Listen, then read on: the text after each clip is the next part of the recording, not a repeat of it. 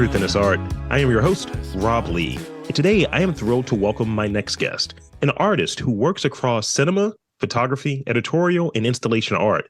His practice tinkers with the line between nostalgia and memory as a means to peel back our prescribed histories and illuminate the contributions of unsung communities. Please welcome Lendl Tellington. Welcome to the podcast.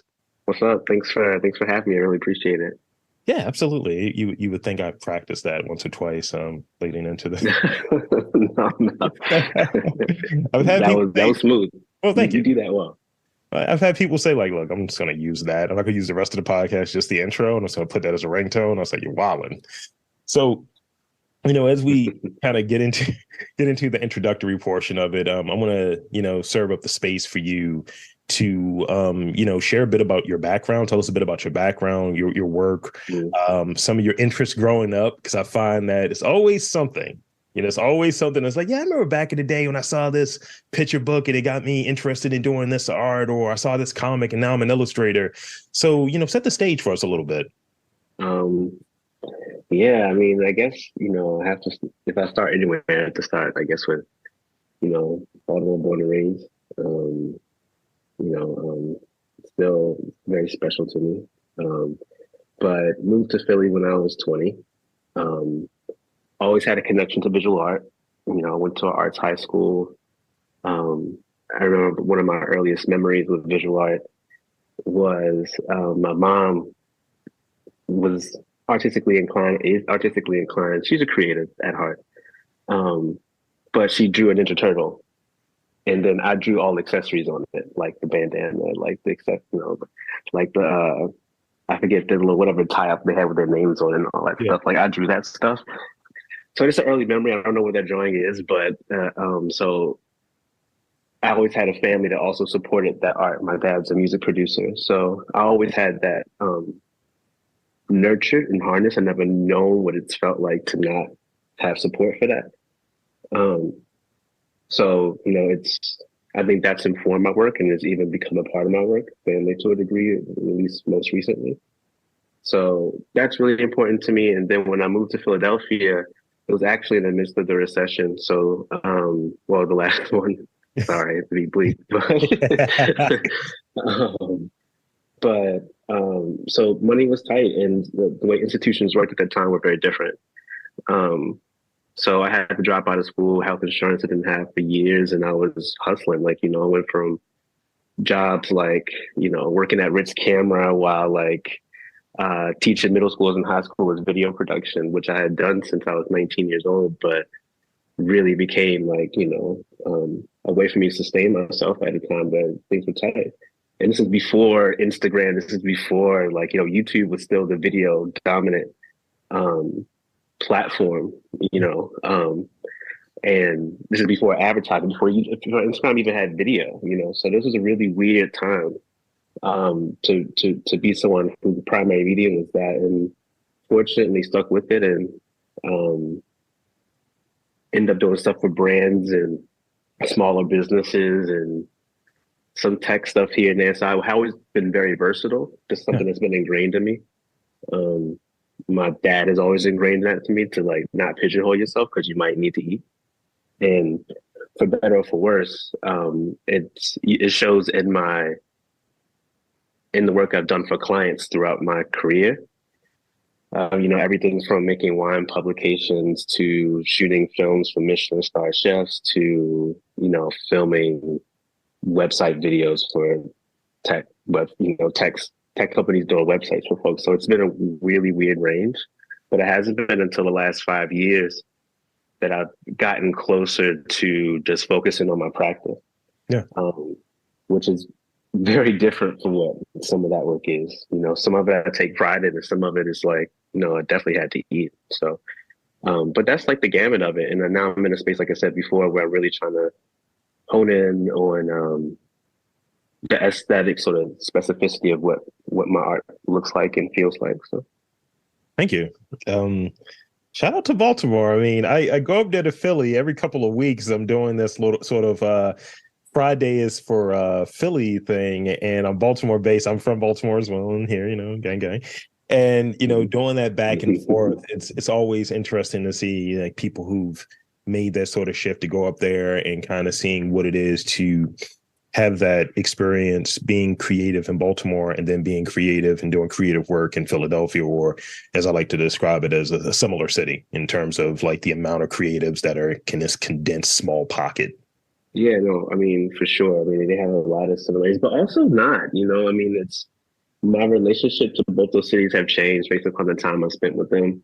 Um, you know, um, but for me, yeah, my life is sort of split between both those cities. Like I work with the Black Star Film Festival, and I'm up in Philly like a fair bit of time, but I also have one of the artists in residence, or resident artists. That's the correct wording. I'm a resident artist at the Creative Alliance, and um, so my time is literally split. Sometimes it feels like it's more in Philly, but I cherish like I cherish what Baltimore is, because I guess is maybe the point I am in my life, and making work about family very directly. I just hearing the little nuances in voices just does something. There's a weird endorphin that happens when you hear someone say a word, or you watch TV and they'll be like, "It's Baltimore," and someone says something like, they wouldn't say it like that. Whatever. Those feelings are similar, and Yeah. so it's something about being back, and and this is no shade to Baltimore whatsoever. I actually love this, but like, it's slower than Philadelphia. Philadelphia has become a lot more. It's grown a lot. You know, a lot of people are moving to the city, not just from New York, but way farther. And sometimes I wish I could look at the city with a fresh pair of eyes, but I've lived there for about 15 years at this point. Hmm. So, being in Baltimore is actually very grounding, and like being like 6 o'clock on a Sunday in Baltimore, it can be pretty quiet, Yeah. and I like that. Being where I am right now, like the walks near Patterson Park and all that stuff, and my runs near the water. I mean, I really like that. That's having that space, and it's been really humbling. And I don't know, it's something about it I didn't really feel as a kid that I actually really enjoy right now. Yeah. Which is really fascinating. So, but yeah, I mean, that's the dichotomy, in terms of how I sit with the cities currently. But Philadelphia is ultra important to me. That's where a lot of my community is, in terms of in my life that's been spent there. Yeah. Even though I've been in Baltimore heavy in that time, Baltimore's a hop, skip, and a jump away. But the folks at Black Star Film Festival are definitely like friend, family sort of, relationship, and we've all grown together in many ways. So I think, there's there's this weird it's this idea that certain places have like a magnet, and that they can always attract people. And I feel like Philly's one of those places. Mm-hmm. And I don't know what that is. Like, I've known people be on the road leaving Philly and come right back. And I don't know what that is, but there's something about that place that does that. So I don't think it's leaving anytime soon. And I wouldn't want it to, but those folks there are family for sure. Thank you. Thank you for that nice little chunk on Philly and that Baltimore thing. In doing, as I was saying, this series, and, spending pretty much since September, going up there like, twice a month, 3 times a month, and talking to artists, and being there in the fashion district, which I'm told it was named something else, but being down there and in Rec Philly, and kind of just exploring and seeing different things. And, just getting tapped in with people that are in different pockets of, arts and culture, whether it be talking to the folks in the Latin Film Festival, Afro Taino, talking to folks in Japan American Society, talking to just the creatives that are there at Rec Philly, talking to folks at Mural Arts. It's like, yo, I'm getting a nice cross section of people, and you get those referrals. You got to check this place out. You got to check that place out, and seeing the city in that way. No, I mean, it's definitely like it's a word of mouth city, like, and I feel Baltimore similar. I think they do have a similar sort of like connection that way. But yeah, it's like sometimes I think less so now. I think the internet does something, and but I feel like there is a sort of like what do you call it? Like there's like a network that exists in these cities. There's like the things you see that are like mostly publicized, and then like sort of this, I don't know, I wouldn't say subculture, but just like it's another it's like another form of communication. But I think word of mouth is just something special about both the cities. Yeah. Um, Especially when it comes to food. I think that's another thing. Now I I've got really food come up. questions to add in my rapid fire portion. So thank you for giving me that. Okay. Okay. Oh God, um, you're gonna. Oh, I don't want to mess that I want to shift into a little bit, going back a little bit into, talking about your practice. Like you were touching on as far as some of the client work, and I definitely up. relate to that. Whereas like last year it was like, all right, do a little ghost podcast stuff. I got to pay this bill here. I got Mm, to fund this. mm, But really, trying not to have that bleed into sort of this portion of it, because this is where I'm satisfied creatively, mm. So, talk about like, I see that your work has the, cinema, photography, editorial, and, the installation components that are all kind of coming together. Where do they intersect? Where do they diverge? I mean, some of it's newer and some of it's, I mean, I feel like it's all image based for me, but I feel like film or cinema is usually the foundation for me, at least at this moment in my life, Yeah. Maybe that my art will change and something else will, but even with any of those mediums, I feel like I'm looking at it from the experience of the filmmaker because I don't know, maybe because you get so much information in that sort of thinking, you get audio, you get visual. I feel like it's just a good space for me to start from. Is what I most connect with. Um, I was at one point intimidated by photography, like maybe 10 or 12 years ago. I wouldn't consider myself a photographer, even though I took photos here and there. I just never had that. I did in high school. I took film photos, but I just felt like I wasn't. I didn't have the formal learning or training, and then I had to let that go. Mhm. And because I was taking photos all the time, so I accept that now. Um, but I think for me, where they intersect is really. I mean, I think it's. I think the obvious answer is storytelling. Mhm. But if I am honest with myself, I think even before that, in a weird way, it is the image. I feel like I've been thinking a lot about my early formative memories, like the one I mentioned to you with my mother earlier, and it's the image really that maybe made me want to be the person that draws something or like potentially like build to get to the point of story. It was something about the image I feel like I gravitated toward first. So I think it is that combination thing, visual storytelling or whatever you want to call it. But um, I think for any space I work in, I'm always interested in making you dig deeper. I think that's the thread for if not I really think about it, like for all those things. Yeah. Um, I feel like if right now I'm working on a film about my family, but every time my film, if I give that description, that only says so much. And for me, I'm about the, again, specificity of the things. And it's not just about my family. It's about legacy. It's not just about legacy. It's about what happens to legacy once you don't own a home anymore. It's not just about that experience. What happens when you lose legacy? What is my family's legacy now that we don't own my great grandmother's home? She was she's always been an unabashed, independent Black woman, and how does that permutate the family and shape the family? Yeah. Um, so I think for me, it's like, oh, we got here. Then how do we get here? And how do we get here? And then once you've taken that journey, you look back like, oh, we got all the way to this point from that little Yeah. from that little thing.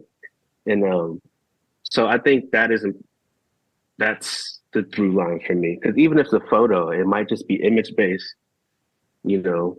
Um, but I don't want you to look at that person's lashes, to be like they have beautiful lashes or like they oh, I know what they do with their lashes. If you're someone who knows how that works, it's like, I think those things to dig deeper into who a person is, what they do, and it might be a look in their face, and two people could be looking at that image and have two different interpretations of that look.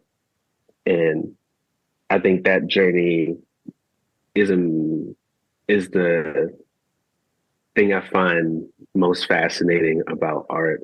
Yeah. Is that you can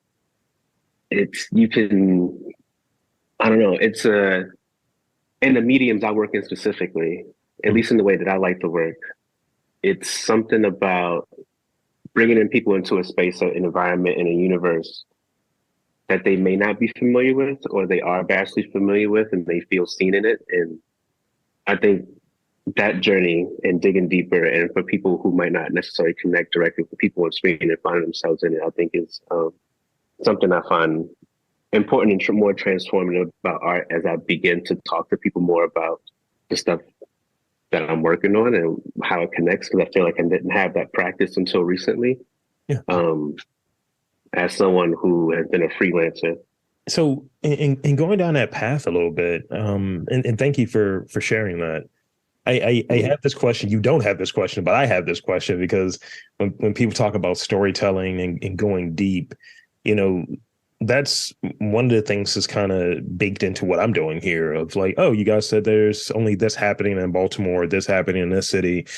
I'm going to try to interview as many people as I can to kind of disprove that notion that it's just crime or it's just this or that or whatever. Oh, no. So that's like my reasoning. Right. And so for you, when you're going down and you're like, obviously it's something personal when you're talking family, but when you're going down like the path of like, this is the story that I want to tell, how do you know when you've kind of like, you've gotten it, you've hit like bedrock, you're like, all right, we're there. This is how deep I want to go here. Or how do you know when you want to go further? Like, is it a curiosity thing? Is it I'm feeling something, let's dig deeper? Tell me about that. I think I feel like there's usually an inkling of curiosity that usually hits me. And for me, is I interviewed my great grandmother and just had more questions. And the questions I had were more so about these little moments I got from her in the story. And I was like, what is that about? And like, what is it? How has that sentiment, that energy,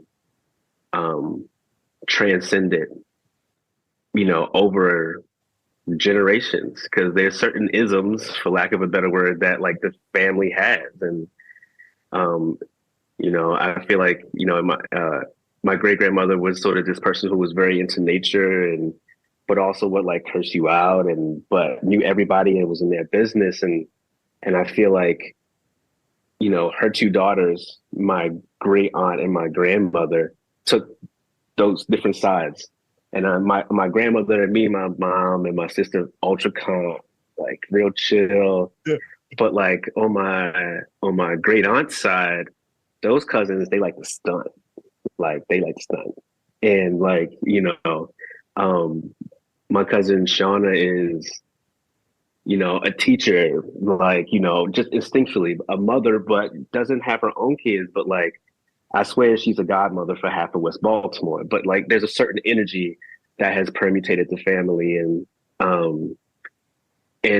how do you communicate that in film without me having to say what I just said? That's how a lot of the film started. And so that was the first sort of like breadcrumb. And then it became like, well, how do you make that substantive for our audience? Because it's such a metaphysical thing that I just explained. And so that's how the idea of property came up in legacy, because people can really connect with that. And connecting those two ideas together and sort of figuring out that actually these things, that is a legacy. Legacy isn't always a tangible thing. And thinking about how communities of color, oftentimes it's not, especially in the past, 30, 40 years, we've lost so much. Black farmers have lost so much.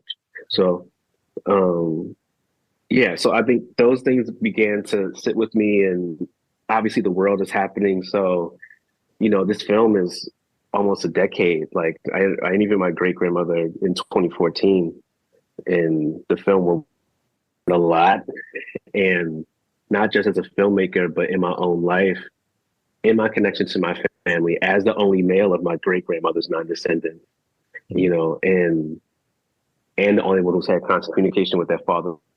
So I'm gonna give it that space. Once I start going down the path, I go down as far as possible, and then I bring it back. And I feel like that's a filmmaker's process. You shoot a ton, and then you can shoot 1,000 hours. You're going to have a 90-minute film. So you know, now I need to figure out how much I've actually shot in hours, but it's been a lot. You know. Yeah. It's for this project specifically, but it's one of those things is that you have to let life play out. It's one of those mediums where you're telling the story, especially a family, or you have to let family have a story to tell. And not to say that no one will have a story to tell in 5 years in the making of this film, but 10 years is a life, you know. And I was really interested in the story of how does someone's life still live with someone after they've gone. And, you know, I guess it's a spoiler. My great grandmother does pass in the film, but that's the first 10 minutes. That's nothing. And so that was always something I wanted to figure out. So all those things I previously mentioned were connected to, you know, what I tell people is I'm closer with that woman now than I was when she was living. Right. And through making this film, and I don't know, you know, you have to, if something calls you, sometimes you just have to heed to the call. Yeah. And that's what that situation was. Like, I wasn't trying to make a film. I was just trying to interview my great grandmother. Like, it was no expectation. And then it's been an awesome space for me to grow from my sister because, you know, she's a co-director on the film now. And that was not expected. And so I don't know, a lot of those decisions and ways of collaborating are both informed by that call, but also informed by like the history and legacy of documentary and being a person of color making documentary, and like historically it's been a very ethnographic medium, and how do you try to interrupt that? Mm-hmm. Yeah, so that's the long and the short of it. It's like some of these investigations start from a very personal place, and some of them are from a very practice-oriented space. Thank you. That's great. I mean, being able to do something that's personal and then having like a message in there, and you know, like you said, 10 years is a nice chunk of time, and yeah. To really kind of get a sense of how's that, you know, I would imagine like if you're watching something and someone's like, yeah, okay, let's look at it. Let's look at the when we're going to screen this. It's like, yeah, I didn't have gray hair back then. Now I have this one gray that's creepy, and now I have two grays. It's like, oh man. Yeah, it's a showing when it wants to. That one joint, but yeah, I mean, but also I need to do other things because like that's such a long form. You know, you have to get your art endorphins in other ways. So that's why, like, they're doing portraits, a lot of portraits. That's why photography is there. I think it's been a space for me for things to be not as precious and to tinker. I've been doing that with video a lot recently, and just shooting like 30 seconds of a person seated. It's just another space for me to just like, you know, I just really enjoy image. Let's see what we can do. And if we can carry that into a project, great. If not, let that be what it is. That film is so procedural, and I've been trying to find a sketchbook for a filmmaker as a filmmaker. So one of it's funny, like every now and again, you know, I think it's something important about play. Like I'm kind of riding this wave right now where I had this bout of like creative confidence. I was lacking in creative confidence for a bit. And I was like, all right, I need to really focus on that and kind of examine this while still being in it. You know, I'm not just going to say, hey, I'm going to take off 3 months from podcasting or any of the creative stuff that I do just to really weed through it. It's just like, nah, you got to kind of work through some of these things. So now I'm kind of like past that on the other side of it. And now I'm kind of just getting this sort of inspiration to do stuff that's in like a still podcasting, but in a slightly different way. Like I'm very into pop culture. So like every other day I'll have like, you know what? I watch a lot of these shows. I feel like I could do like a series like dissecting these things because, you know, people do that and people enjoy like revisiting like old media, whether it be, I think, like I do a movie review podcast outside of this. And, you know, I look at some of the older movies, like I think the oldest movie we did was maybe Scanners from like 1981. And that got a lot of downloads. I was like, okay, got some scanner heads out there, which is a pun. Yeah, there's some scanner heads out there, I'm sure. And, you know, so I'm looking at it. I'm like, I had this idea about like cop shows from the 80s because they're not good, but I feel like it's a lot of things. I'm afraid. So I'm afraid of what you're going to see. Look, I'm looking at doing Miami Vice was fun, but I wonder how it feels now. I literally had this conversation with one of my Puerto Rican buddies. I was like, hey, so what are we in Miami Vice? He's like, we're both drug dealers.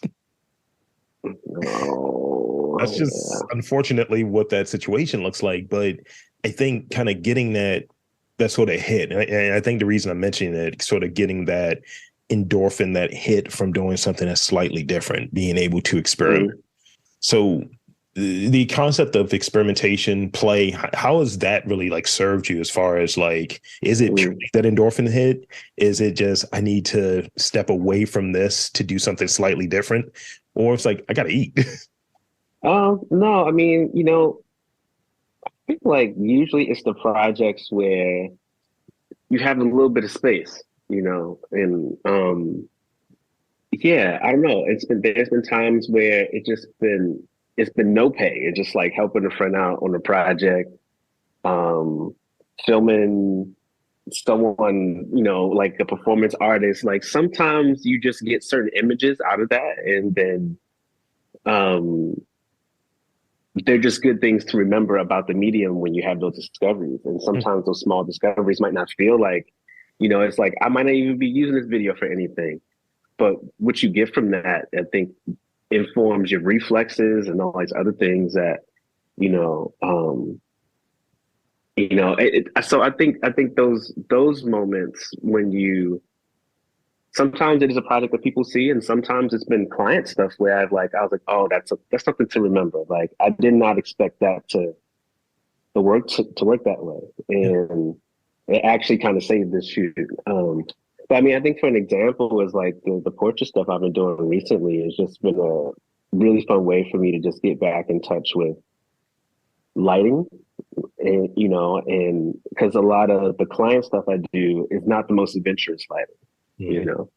And so I'm in a space where I've been doing a lot of documentary-esque work, so that lighting has to be more naturalistic, for lack of a better word. But now I miss narrative. I miss working with actors, and that'll be happening by the end of this year at some point. I'm trying to figure out, sitting on a couple of short scripts, and so I'm just desiring to build worlds from scratch rather than trying to play around what's there.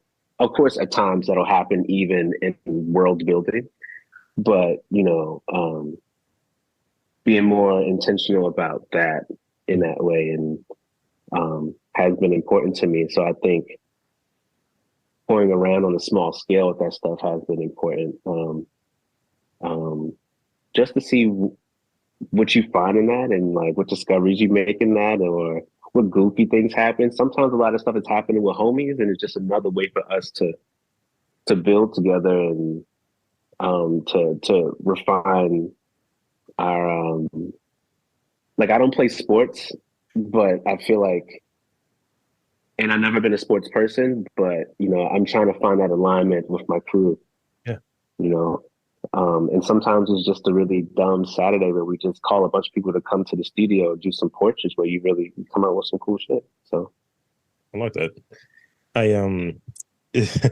I think it's something like to be said when you have that space. And I like that you touched on that, where I encounter this different things float my way. Hey, you want to do this? You want to do that? And I'm trying to extend and like do other things in addition to kind of have more more diverse, I guess, portfolio. Because I find that it goes back to, I think, the thing that your dad said, oh, you don't want to be pigeonholed. It's kind of this thing where it's like, oh, you're a podcaster. So that's all you can do. That's the only thing. Or you're a podcaster in Baltimore. You'd be surprised how many people were in the DMs. Why are you in Philly? Why are you doing interviews in Philly? And I'm like, oh, wow, because I want to. Like, what are you asking me? Like, people are like, who am I?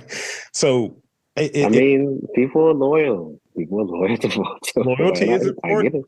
Loyalty is very important. But I think it's sort of this desire to always kind of like be on brand and realize why you're doing what you're doing, but also kind of always be moving toward the next goal, having like an intention of, this is where I want to go. This is what I see it becoming. And I have a grand scheme in mind as to what I want to do. And I have a rule of thumb that I kind of go by to get better, to move to the sort of next thing. As it relates to your work, and this is actually the last real question, as it relates to your work, what is that rule of thumb for you? Oh, the rule of thumb for... The rule of thumb for like getting better at your craft.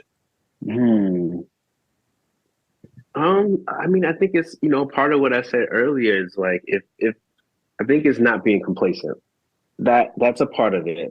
And I think the other part of it is, again, heed into that call. And like, sometimes that call is uncomfortable, but it's like, something might come out of that. It might not even make the cut, but sometimes you gotta go on that journey, I guess,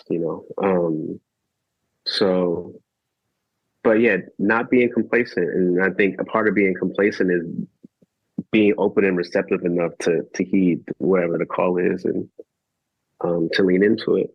But I think, yeah, complacency it scares me.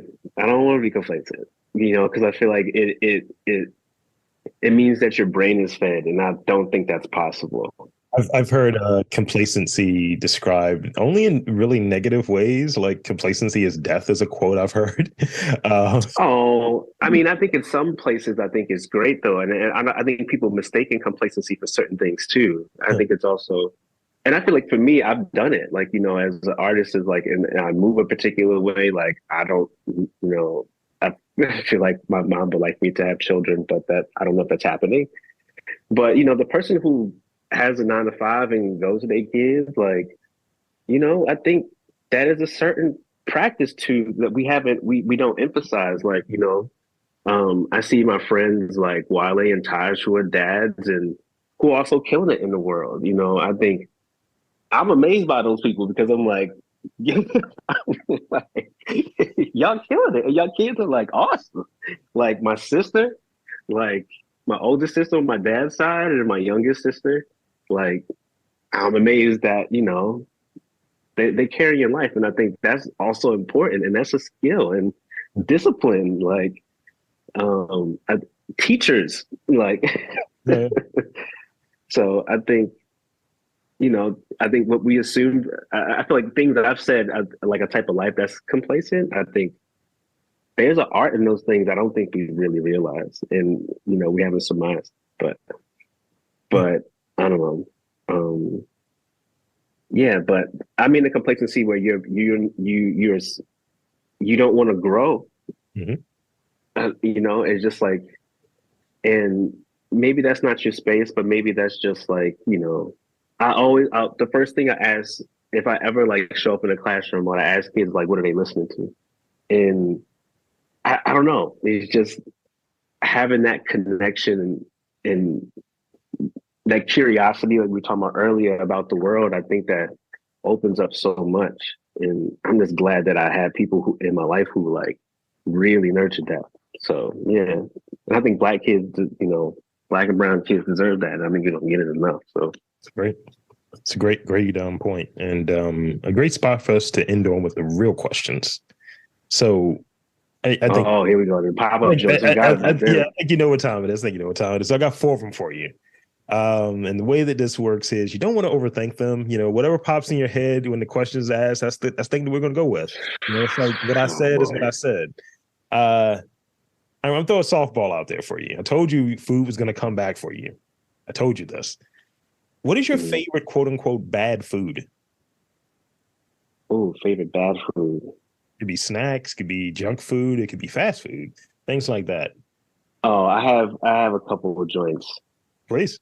Like middle of the night, there's just like corners. Not the middle of the night. It's more like 10 p.m. I'm working late. There's this corner store across from the studio, and it's bad. I'll get like some Doritos. That's like real bad. But most times my go-to is like real bad, like real Debbie's donut sticks. Oh yeah. Bad. But it's good though. I'll smash a donut stick. I don't care what nobody says. Like you want to get that joint, you want to heat it up for like 15 seconds. Don't go over, don't go under. You know, I'm not even going front. I don't even try to make it better. I'm just donut stick.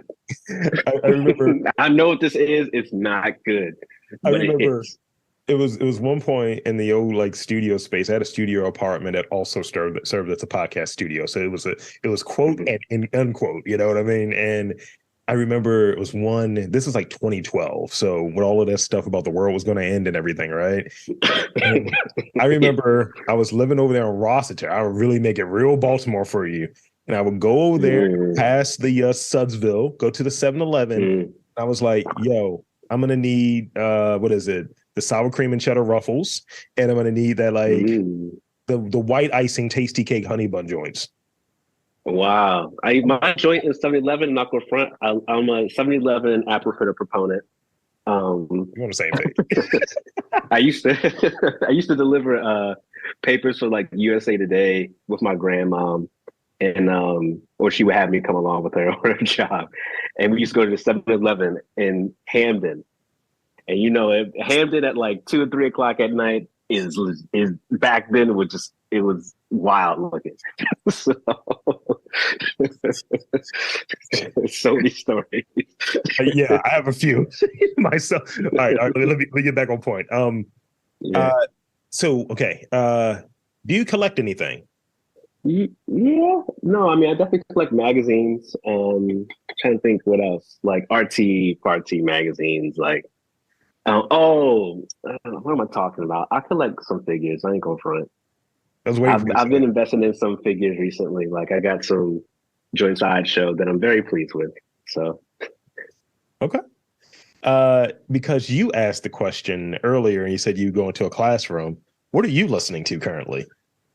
Oh, what am I listening to currently? I usually have to pull up my phone real quick because I don't want to lie to you. I've been listening to a lot of samples. I've been on a sample kick recently. I feel like I haven't been listening to anything new, like very, very new that I've been like crazy impressed with. But I've been listening to some joints off of the Young Guns album from like, I think it might have been 2003. Yo, not go front. There's some production on there. I'm sorry, there's some beats on there that I like. There's some beats on there. You took it back 20 years. I love it. Yeah. So I've been listening to that and samples from that. What else? That's primarily it recently. Oh, that's not true. Let me say one more and then I'll drop it. Yeah, a lot of Yaya Bay. Yep. Nice. Yep, that's it. So this is the last one, and I'm looking for 3 things here. So if you were stranded on a desert island, what are 3 items that you would bring with you? Nah, that means that insinuates you have no electricity. It does. Oh, that's hard. Oh man, that means you don't have no music, and that hurts. Bringing a knife with me though, because I need to get that. I need to get them fish or something. I gotta eat. That's true. I guess let's start with the necessities. A knife would be nice. What tunes do I have? Because I'm thinking about like stupid stuff. But first world, like, all right, what do I need again? Yeah, right. A knife would help.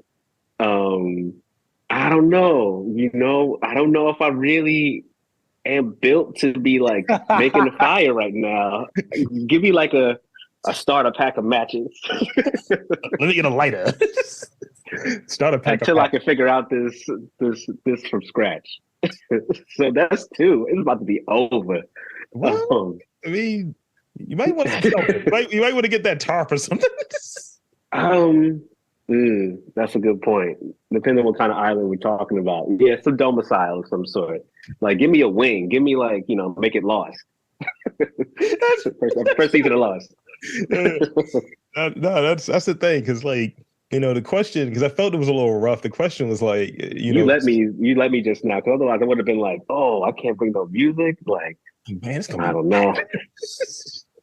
I want some coconut drums or something, I will be hurt without music. I don't know I guess I'll be humming all the time.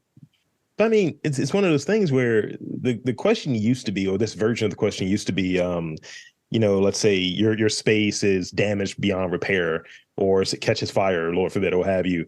What are the three things that you're taking out of your space? It used to be that. Oh, three things I'm taking out of my space. Oh, I know what those are. I feel like for me, it would be, it's mostly honestly like my laptop, my hard drive with my family stuff. If I could take them all, then great. I'm actually working on that process right now. If something were to happen, how to have everything in one place and just lug it out. But I'll let you know what I do. But yeah, I think a hard drive, my laptop, and I don't even know if it's a laptop now. There's insurance. It's on the cloud. Most of my stuff be backed up, like unless it's something real crucial, but definitely like family stuff. I think about that more than anything, actually. The clothes could go, like, hopefully my gear isn't in my house at some point, but the gear would hurt. But I guess there's insurance for that too. Well, it's the hard drive. It's the hard drive and the family stuff. There's enough family stuff for me to take. I would hate to lose originals of family photos that I have from like half a century ago. Right. So, that's definitely important stuff. And, people talk about like images, things of that nature. It's hard to replace those. It's hard to replace sort of those things that are part of the family. It's the family storytelling right there. And all that stuff is scanned, but it would hurt me to lose the original, actually. I think about it. I talk to my parents on occasion, and they're, when they got divorced, they're definitely, I'm taking all of these photos. I'm taking these. I was like, why are you like fighting over photos? This is wild. And it just speaks on the importance of like capturing those images and those memories. Yeah. I have to be real. Like everything else could go, but then the family stuff would hurt the most. So with that, I think this is where we can wind up here. One, I want to thank you for making the time to, chat with me. And yeah, of course. This was a treat, and I want to invite and encourage you to share with the listeners where they can check you out, your work, social media, website, all of that good stuff. Floor is yours. The best way to check out what I'm doing, I guess, I'm a every so often Instagrammer, but it's just Lendl Tellington, my first and last name, Lendl Tellington, Tellington. Same thing with my website.com. Those are the best places to check out things from me. If you go to either of those places, by the time you hear this, there'll be a link to sign up for a newsletter, and I'll probably be sending out things. I will be sending out things once a month, nothing too pestery. So that's the best way to probably stay in contact with me and to learn about what I'm doing. But the thing you need to know about most, a little bit of time away from now, but I have a solo exhibit at the Creative Alliance, and it's going to be August 25th through October, date to be determined. But that installation is sort of the culmination of my artist resident program that I've been in for the past 3 years. And the installation is looking at those same themes I mentioned previously in the film, but in the form of an installation.